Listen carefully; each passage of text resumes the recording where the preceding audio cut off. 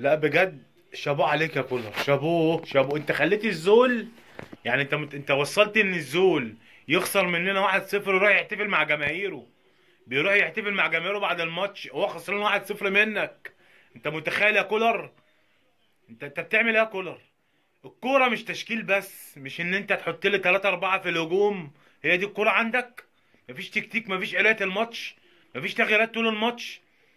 بتغير لي ايه؟ بتغير لي تغييرين، واحد في الدقيقه 86 طلع اشرف بن شرقي وتنزل حسين الشحات، واحد في الدقيقه كام و70 عمر كمال عبد الواحد. ايه ده؟ مش عارف مجلس اداره النادي الاهلي هيفوق امتى. يعني مجلس الاداره هيفوق امتى؟ عمالين من قبل ما الموسم يبتدي، كولر مش هينفع، كولر مش هينفع، كولر مش هينفع. ما بقاش عنده حاجه يديها للاهلي، مفيش. هو ده كولر. هو ده كولر اللي ما قال لك اليو ديانج مش هينفع معايا. انا معايا احمد نبيل كوكا، هو لا احمد نبيل كوكا بيلعب ولا عارف يسد مكان ديانج، ولا اكرم توفيق عارف يسد مكان ديانج. لسه نيجي لاكرم توفيق تاني. وهو برضو اللي قال لك محمود كهربا ملوش مكان معاه في الفرقه، ومحمود كهربا راح الدوري الليبي ومن تالت اسبوع بينافس على هداف الدوري الليبي، وكل ماتش يجيب هدف ويعمل اسيستات. وما بيلعبش مهاجم، بيلعب جناح. ما تجيش تقول لي مع احترامي ليك، ما تجيش تقول لي ان ليبيا ما فيهاش كوره، ما السودان برضو ما فيهاش كوره. ما تجيش تقول لي ان ليبيا ما فيهاش كوره وايه يعني الدوري الليبي، السودان برضو ما فيهاش كوره. مش هنكدب على بعض. وانت برضو يا عم كولر اللي مشيت احمد عبد القادر وقلت ملوش مكان معاه في الفرقه، متالق في الدوري القطري هناك. وانت برضو اللي بتغييره في ماتش باتشيكو وقعت وسام ابو علي، ولغايه دلوقتي ما شفناهوش. ب 2025 ما جابش ولا هدف لسه مع الاهلي. مش هو ده انت ده برضو يا كولر؟ هو ده اللي انت دمرته عمر السعي، ودلوقتي بتهمش محمد مجدي قفشه وهتدمره، هتدمرهم بالبطيء. انت طول ما انت ما موجود في الفرقه هتدمر اللعيبه دي بالبطيء.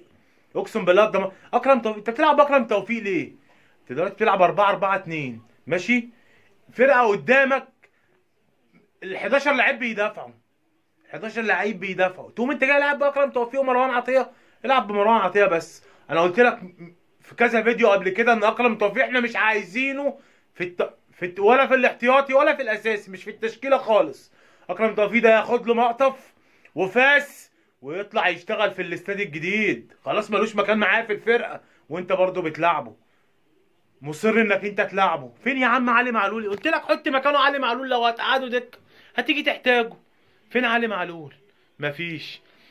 انت ليه مصمم؟ انا مش انا قبل كده قايل لك ان امام عاشور ده جوز امك، انت ما صدقتنيش. قلت لك لو ده من يا راجل من اول دقيقه باين يا راجل، مفيش ولا باصه ولا تسليمه ولا تسلم صح من امام عاشور طول الماتش.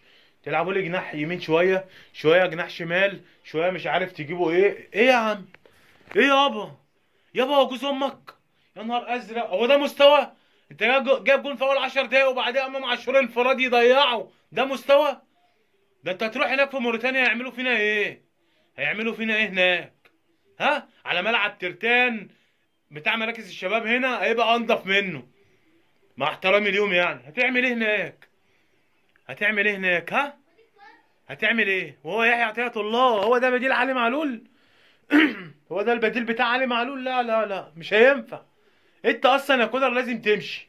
احنا لازم نغير دلوقتي. ان ما غيرناش دلوقتي ما تجيش تقول لي حاسبك في نهاية الموسم. الكلام ده انتهى خلاص. الكلام دوت انتهى. حاسبك نهاية الموسم ده الكلام ده انتهى. انا مشيك من دلوقتي والحق اللي فاضل من الموسم احسن ما اجي احاسبك وانا خسران كل حاجة. ماشي يا كابتن محمود يا خطيب؟ انا عايزك تفوق كده قسما بجلالة الله. كولر بقى فاضي واقف على الخط عامل زي الراجل العجوز اللي عنده 80 90 سنة وعنده زهايمر. هو ده مارسيل كولر. اقسم بالله كلنا سيبنا الدنيا كلها وماسكين في الحكم. اه حكم سيء، حكم دون مستوى المباراة. بس انا اشوف فرقتي الاول، انا اشوف نفسي الاول وبعدين ابقى ابص للحكم. انا اشوف نفسي الاول وبعدين ابقى ابص للحكم. شوف انا عملت ايه وبعدين ابقى ابص للحكم. انت بتطلع اشرف بن شرقي ليه؟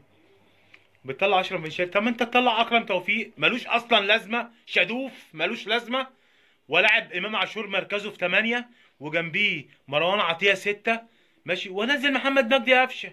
هينقل له كوره في نص الملعب وبعدين ثنائيه جراديشار واسامه ابو علي. ما تنفعش، ما تنفعش الا في اخر ربع ساعه. لو انت ضاغط فرقه زي دي كده تحطهم الاثنين جوه ال 18. الاثنين جوه ال 18، لكن للاسف حطيت لي واحد جوه ال 18 والتاني وينج، واللي جوه ال 18 اصلا مفيش كوره بتجيله، بيضطر ان هو ينزل في نص الملعب عشان يستلم ويخلق مساحات. مفيش فايده. سعد زغلول قال مفيش فايده. حسبي الله ونعم الوكيل فيك يا كولر، حسبي الله ونعم الوكيل فيك يا كولر.